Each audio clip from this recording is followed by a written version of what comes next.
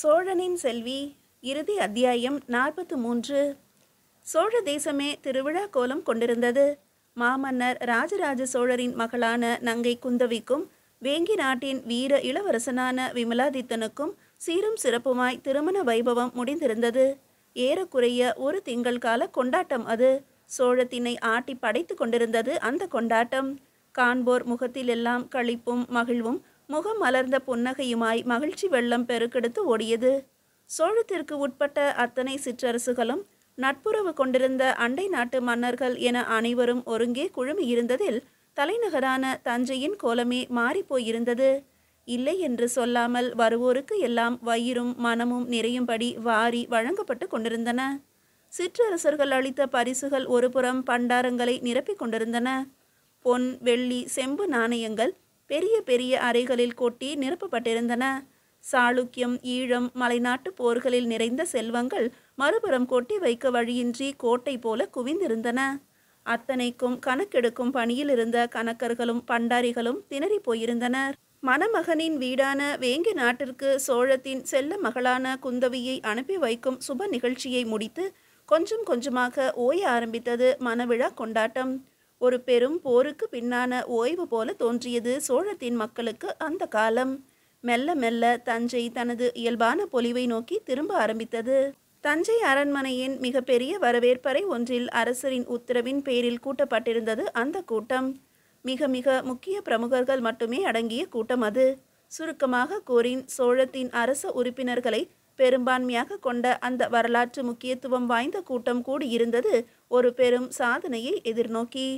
சோழ பெருமாதேவியரான செம்பியன் மாதேவியார், சோழத்தின் பட்டத்து அரசியான தந்தி சக்தி விடங்கியார் எனும் உலக மாதேவியார், ராஜேந்திரரை ஈன்றெடுத்த திரிபுவன மாதேவியார் எனும் வானவன் மாதேவி, அரசருக்கு நெருக்கமான அணுக்கியும் அரசியருள் ஒருவரான பஞ்சவன் மாதேவியார், அமைச்சரும் அரசரின் நண்பருமான கிருஷ்ணன் ராமன் பிரம்மராயர், முக்கிய அதிகாரியான தென்னவன் மூவேந்த வேளாளர், ராஜராஜரின் அக்கனான குந்தவை மாதேவியார், அவர்தம் கணவருமான வல்லவரையர் வந்தியத்தேவர், திருக்கோவிலூர் மலையமான், கொடும்பாளூர் சிற்றரசர், சோழத்தின் இளவரசனான ராஜேந்திரன், அவனது நண்பனும் பிரம்மராயரின் மைந்தனுமான அருண்மொழி பிரம்மராயன், குலகுருவான ஈசான சிவபண்டிதர், உயர்மட்ட தளபதிகள், ஓலை நாயகங்கள் என நிறைந்திருந்தனர் அந்த அறையில்.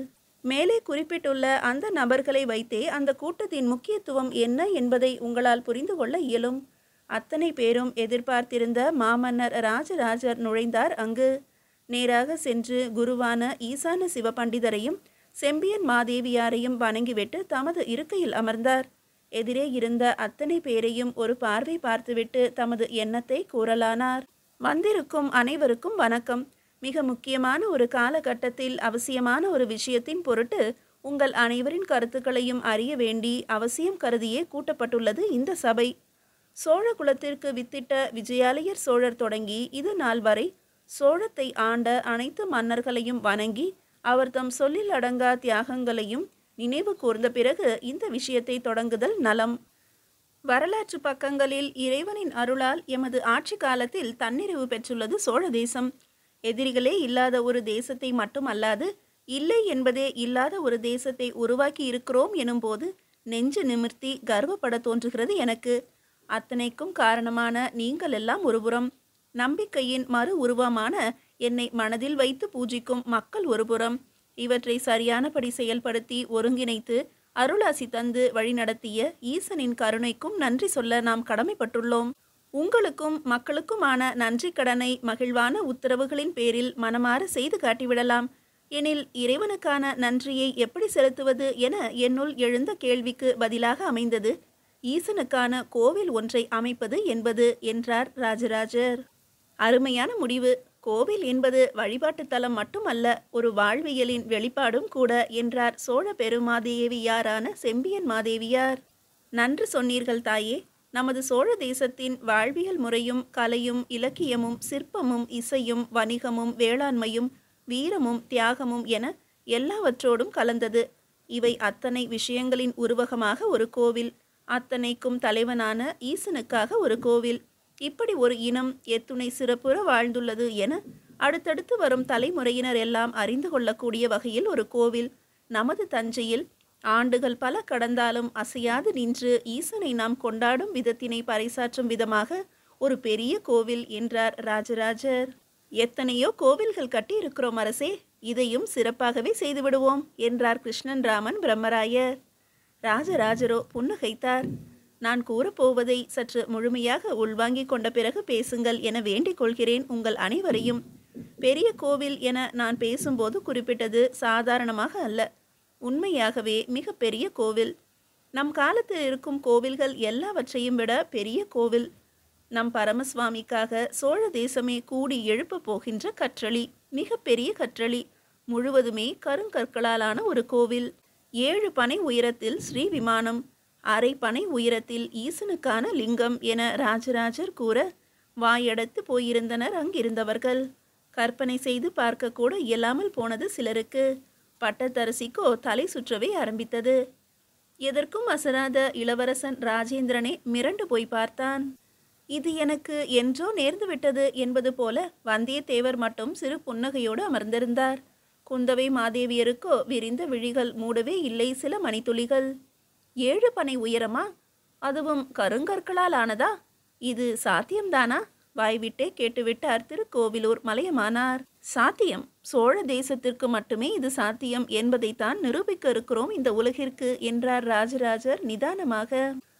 அவ்வளவு உயரத்திற்கு விமானம் எனில் எத்தனை பெரிய கோவிலாக இருக்கும்? இன்னும் என்னென்ன விஷயங்கள் செய்ய வேண்டியிருக்கும்? அவ்வளவு கற்களுக்கு எங்கே செல்வது? இருக்கும் செல்வங்களே போதுமா என்று தெரியவில்லையே இந்த பணிக்கு. கட்டிட வேலை, சிற்ப வேலை, காவல் வேலை என பற்பல பணிகளுக்கான ஆட்களுக்கு எங்கே போவது? என்னென்ன தேவைப்படும்? எவ்வளவு தேவைப்படும்? இடம் தேர்வு செய்வது எங்கு? அவ்விடத்திற்கு தேவையான நீர்வரத்து எங்கிருந்து? பணியாட்களுக்கான தங்குமிடம், உணவு வசதி, தேவைப்படும் பொருட்களை தேர்வு செய்து கொண்டு வருவதற்கான சாலை வசதி, யோசிக்க யோசிக்க நீண்டு கொண்டே போகிறது சிந்தனை. இந்த பணிக்கு தேவையானவற்றை திட்டமிடுதலுக்கே 2 ஆண்டுகளாவது ஆகும் போல தோன்றுகிறதே என்றார் கொடும்பாளூரார் மலைப்போடு. அதை அங்கிருந்த அனைவருமே ஆமோதித்தனர். சரியாக சொன்னீர்கள். திட்டமிடுதலுக்கும் தேவையானவற்றை சேகரிப்பதற்குமே குறைந்தது 2 ஆண்டுகள் ஆகும் என்பது உண்மைதான். அதற்காகத்தான் இப்போது நாம் கூடியிருக்கிறோம். இன்றிலிருந்தே தொடங்குகிறோம் திட்டமிடும் பணிகளை. அதன் பொருட்டுத்தான் உங்கள் அனைவரின் ஒத்துழைப்பும் தேவைப்படுகிறது சோழத்திற்கு என்றார் ராஜராஜர். ஒத்துழைப்பில் ஒரு குறையும் இருக்காது அரசே. அதற்கு முன்பு ஒரு கேள்வி என்று இழுத்தார் கிருஷ்ணன் ராமன் பிரம்மராயர். எதுவாயினும் எவராயினும் ஐயமெனில் கேட்கலாம், தயங்க வேண்டாம் என்றார் ராஜராஜர். இத்தனை பெரியதோர் கோவில்தான் கட்ட வேண்டும் என்பதற்கான காரணம் என்ன என்பதை நாங்கள் அறிந்து கொள்ளலாமா அரசே? மெல்ல கேட்டார் பிரம்மராயர். இறை என்னும் உணர்வோடு ஒன்றி நாம் நெகிழ்ந்து போன தருணங்களை எல்லாம் அந்தந்த இடங்களிலேயே கோவில்களாக கட்டி உணர்த்தி இருக்கிறோம். தன் வாழ்வில் இறைவனோடு தான் கூடி உள்ளுக்குள் நெகிழ்ந்த அத்தனை உணர்வுகளுக்கும் உருவம் கொடுத்து சிற்பங்களாக்கி நம் கண்கள் மூலம் அதனை உணர வேண்டும் என அத்தனை உணர்வுகளையும் ஒரே இடத்தில் ஒரே கோவிலாக கட்டி வைத்துவிட்டு போயிருக்கிறான் பல்லவ மன்னன் ராஜசிம்மன். அவன் காட்டாத இறைவனின் பரிமாணம் ஒன்றினைத்தான் நாம் காட்ட இருக்கிறோம் இந்த பெரிய கோவிலில் என்றார் ராஜராஜர். என்ன என்பதையும் கூறினால் விளங்கிக் கொள்ள ஏதுவாக இருக்கும் அரசே என்றான் அருண்மொழி பிரம்மராயன். பிரம்மாண்டம், இறைவனின் பிரம்மாண்டம், அது எண்ணத்திற்குள் அடங்காத ஒன்று என்பதைத்தான் காட்டப்போகிறோம். அதற்காகத்தான் இத்தனை பெரிய கோவில். நம் போன்ற பேரரசுகள் பல உண்டு. அவற்றையெல்லாம் தன்னுள் கொண்டுள்ள இந்த மண்ணுலகம் உண்டு. இது போன்ற 7 உலகங்களை தனக்குள் அடக்கி இருக்கும் இறைவன் எனில் அவன் எத்துணை பிரம்மாண்டமானவனாக இருப்பான். அவன் முன் நாம் நிற்கிறோம் எனும்போது நாம் தூசியடா என்ற எண்ணம் உள்ளுக்குள் தோன்ற வேண்டும் அல்லவா? அப்படி தோன்ற வேண்டுமெனில் இறைவன் குடியிருக்கும் அந்த கோவிலும் பிரம்மாண்டமானதாக தெரிய வேண்டும் அல்லவா? அதற்காகத்தான் இத்தனை பெரிய கோவில். தொலைவில் இருந்து கருவறையின் கோபுரத்தின் விமானத்தை பார்க்கும் போதே இறைவனின் விஸ்வரூபம் காட்சியளிக்க வேண்டும் பார்ப்போருக்கு. உள் நுழைய வாயில்களை கடக்கும் போதே பிரமிக்க வேண்டும். உள்ளே நுழைந்து துவார பாலகர்களை காணும் போதே ஈசனின் காவலர்களே இத்தனை பிரம்மாண்டமானவர்களா என்று மிரள வேண்டும். கருவறை நுழைந்து ஈசனின் உருவமான லிங்கம் காண்கையில் தான் ஒன்றுமே இல்லை அதற்கு முன்பு என்பது புரிய வேண்டும். எளிமையாக நெருங்கிவிட முடிவதால் குழந்தை மனம் கொண்டவன் என்பதால் இறைவன் சாதாரணமானவன் அல்ல, அவன் பிரம்மாண்டமானவன், எதையும் செய்யும் வல்லமையும் படைத்தவன் என்பது தானாகவே புரிய வேண்டும். இத்துணை வல்லமை வாய்ந்தவனா நம்முள் நிறைந்திருக்கிறான் என பிரமித்து போய் நிற்க வேண்டும். அவனது கருணையினை நினைத்து கண்ணீரில் கரைய வேண்டும். அதற்காகவே வேண்டும் பெரியதோர் கோயில். அதை உலகிற்கு தந்தருள்வது நமது சோழ தேசமாக இருக்க வேண்டும் என்றார் ராஜராஜர். நீங்கள் கூறுவதை கேட்கும் போதே பிரமிப்பால் மனம் விரிவடைகிறது. கண்முன் கண்டால் கதறி அழத் தோன்றும் அரசே என்றார் திரிபுவனமாதேவியார். நீ கூறும் பிரம்மாண்டத்தினை நான் கண்டதுண்டு ராஜராஜா என குருவான ஈசான சிவபண்டிதர் கூற அத்தனை பேர் பார்வையும் அவரையே மொய்த்தன. ஆம் ராஜராஜா, நான் கண்டுள்ளேன் அந்த காட்சியை. வடக்கே கண்டுள்ளேன். ஈசன் உரையும் மேருமலையில் கண்டிருக்கிறேன். ஆதவனின் பொன்னிற கதிர்கள் பட்டு ஜொலிக்கும் மேருமலையை காணும் போதெல்லாம் இத்தனை பிரம்மாண்டமானவனா இறைவன் என உள்ளூர நடுங்கும் எனக்கு. அத்தனை உயர மலையில் இறைவனை உணரும் பரவசத்தினை வெறும் வார்த்தைகளால் அடக்கிவிட இயலாது என்றார் ஈசான சிவபண்டிதர். அற்புதம் குருவே. வடக்கில் இருக்கும் அந்த மேருமலை காட்டும் அற்புதத்தை தெற்கே நாம் காட்டுவோம். நமது 7 பனை உயர ஸ்ரீ விமானத்தின் மூலம் விமானம் முழுதும் பொன் வேய செய்வோம். ஆதவனின் கதிர்கள் பட்டு ஜொலிக்கும் விமானம் வடக்கின் மேருமலைக்கு நிகராகவே பொலிவூட்டும் என ராஜராஜர் கூறி முடிக்க அதை மனக்கண்ணால் ஒருமுறை கண்ட ஈசான சிவபண்டிதர் தென்னாடுடைய சிவனே போற்றி என்று ஓங்கிய குரலில் ஒலிக்க எந்நாட்டவர்க்கும் இறைவா போற்றி என அந்த அறை முழுவதும் குரல்கள் ஒலித்து அலை அலையாக பரவின. கேட்பதற்கே இத்தனை பிரமிப்பூட்டும் இவ்விஷயம் செயல்படுத்துவதில் அதிக காலத்தையும் கடின உழைப்பையும் எடுத்துக்கொள்ளும் என்பதில் ஐயமே இல்லை என்றார் தென்னவன் மூவேந்த வேளாளர். நீங்கள் கூறுவது உண்மைதான். அதற்காகத்தான் இப்போதிருந்தே தொடங்குகிறது இப்பணி. கோவில் கட்ட தேவையான அத்தனை விஷயங்களையும் பட்டியலிட வேண்டும். தேவையான பொருட்கள் அத்தனையும் தஞ்சை நோக்கி கொண்டு வர வேண்டும். கல் தச்சர்கள், கருமார்கள், இரும்பு கொல்லர்கள், சிற்பிகள் என சோழ தேசத்தில் இருக்கும் அத்தனை பேரையும் இங்கு கொண்டு வர வேண்டும். தேவையான நிலவளம், நீர்வளம் என அனைத்தையும் நிர்ணயம் செய்தாக வேண்டும். எவர் பணி, எவர் தலைமையில், எத்தனை பேர் கொண்டது ஒரு அணி, கற்களை தேர்வு செய்ய தனி குழு, அதனை தேவைக்கேற்ற அளவில் வெட்டிய பிறகு அனுப்பியவற்றை சீர் செய்ய, பொருட்களை கொண்டு வருவதற்கான வழிமுறைகள் என எல்லா விஷயங்களிலும் பிரமிப்பும் பிரம்மாண்டமும் ஒருங்கிணைந்தே இருக்கும் இப்பணியில். நினைக்க நினைக்க அயற்சியாகுமே தவிர ஈசனின் மேல் பாரத்தை சுமத்திவிட்டு அவரவருக்கு இட்ட பணிகளை சிறப்பாக செய்து முடிக்க திட்டமிடும் போது, தனித்தனியாக பல பணிகளாக பல கட்டங்களாக செயல்படும் போது அயற்சி நீங்கி உற்சாகம் தூண்டப்படும். ஈசனுக்காக எடுக்கப்பட்ட பெரும் கற்றளி என்பதோடு அல்லாமல் சோழர்களாகிய நம் நாகரிகத்தையும் பண்பாட்டையும் உலகிற்கே தெரியப்படுத்தும் ஒரு உன்னத கோவிலாக அமைய வேண்டும் என்பதுதான் என் எண்ணம் என்றார் ராஜராஜர். திட்டமிடுதலுக்கும் தேவையானவற்றை பெறுவதற்குமே 2 ஆண்டுகள் ஆகும் எனும்போது கட்ட துவங்கிய பின் எத்தனை ஆண்டு காலத்தில் முடிவடையும் என்பதையும் கணக்கிட முடியாது. இந்த நிலையில் அரசாங்கத்தையும் நடத்தியாக வேண்டும். குடிமக்களின் தேவையையும் பூர்த்தி செய்தாக வேண்டும். எதிரிகள் பற்றிய பார்வையும் அகலாதிருக்க வேண்டும். நாட்டின் பாதுகாப்பை உறுதி செய்தாக வேண்டும் முதலில் என்றான் இளவரசன் ராஜேந்திரன். சோழ நாட்டின் இளவரசனான உனக்கான பணியே அதுதான் ராஜேந்திரா.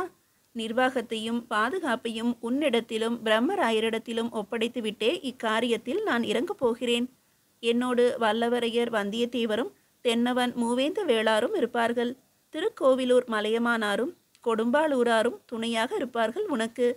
வெகு அவசியமான முடிவுகளை தவிர வேறு எந்த ஒரு விஷயம் பற்றியும் முடிவெடுக்க உனக்கு முழு சுதந்திரம் உண்டு ராஜேந்திரா என்றார் ராஜராஜர் புன்னகையோடு. அதற்காக கூறவில்லை தந்தையே.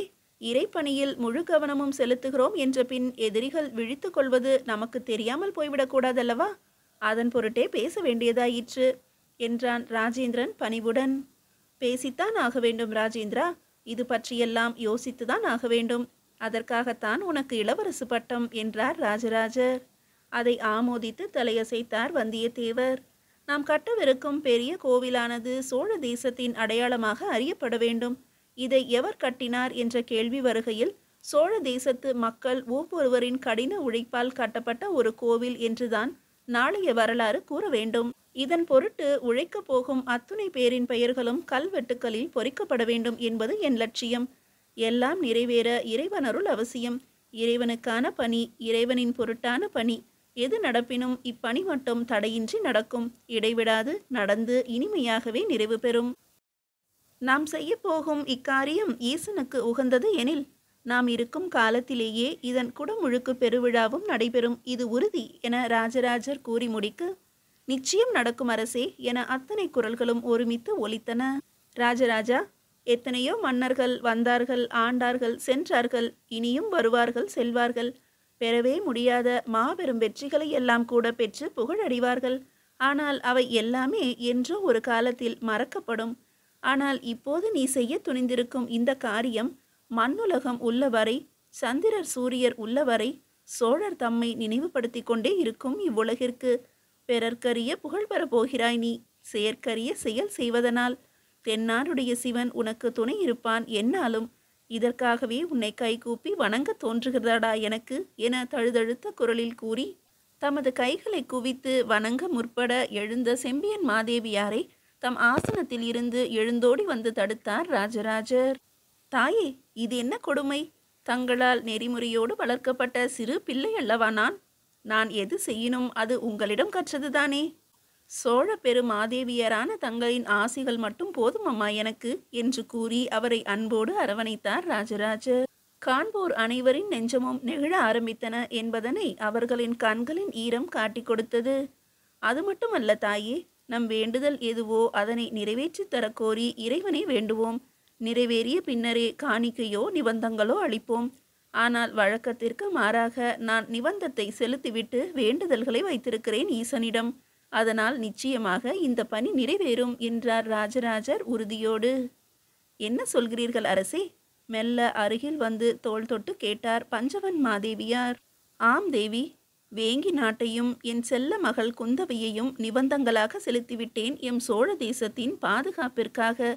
இனி நமது தேசத்தின் பாதுகாப்பு இறைவனின் பொறுப்பு என்பதால் அவனுக்கான கோவில் கட்டும் பணி செய்ய போகும் நமக்கு எந்த ஒரு தடையும் வராது என்றார் ராஜராஜர் உறுதியாக. என்ன, குந்தவையை நிபந்தமாகவா தந்தாய் என்று கேட்டார் செம்பியன் மாதேவியார். ஆம் தாயே, சோழத்திற்கான ஒரு பாதுகாப்பு அரணாக வேங்கி எப்பொழுதும் இருக்க வேண்டும் என்பதற்காக சோழ தேசத்தின் செல்ல மகளான குந்தவையின் வாழ்வையே நிபந்தமாக தந்திருக்கிறேன் வேங்கிக்கு அதன் மருமகளாக. இனி சந்திர சூரியர் உள்ளவரை நிபந்த பூஜைகள் தொடர்ந்து தடைபெறாமல் நடைபெறும் எம் சோழம் காக்க என ராஜராஜர் கூறும்போதே அவரது குரல் தழுதழுத்தது அருகில் இருந்தவர்களால் மட்டுமே உணர முடிந்தது. காலம் இப்படித்தான் கடுமையான சோதனைகளையே அளித்து வந்தாலும் வாழ்வின் உச்சாணி கொம்பில் அமர வைத்து அழகு பார்க்கும். இதற்கெல்லாம் காரணம் இறைவன் அருள் என உணர்ந்தவனை கண்டு மற்றுமோர் மகத்தான காரியத்தை சாதித்து கொள்ளும். அரசு உரிமையை பல்வேறு போராட்டங்களுக்கு பிறகே அளித்தாலும் தனது வீரத்தாலும் மாண்பாலும் ராஜராஜனாகி நின்ற அருள்மொழிவர்மனை இறைவனின் பக்கம் திரும்ப வைத்து சிவபாத சேகரனாக்கி மங்கா புகழ் பெற வைத்தது ஆண்டுகள் பல கடந்தும். மிக பிரகாசமான ஒரு எதிர்காலத்தை நோக்கி சோழ தேசம் நகர ஆரம்பித்து விட்டது. இனி தடுக்க எவருமே இன்றி காலங்கள் பல கடந்தும் தலைமுறைகள் பல கடந்தும் பெருமையோடும் கர்வத்தோடும் நினைவு கூறப்படும் சோழ தேசம் என்பதனை உறுதி செய்வது போல நிசும்ப சூதனி ஆலயத்து மணியும் தளிக்குளத்து மகாதேவர் கோவில் மணியும் ஒரு சேர ஒலிக்க ஆரம்பித்தன. அதன் ஒலி அதிர்வுகளை காற்றானது சோழ தேசம் தாண்டியும் பரவ செய்தது. சோழனின் செல்வி இனிதே நிறைவடைந்தது.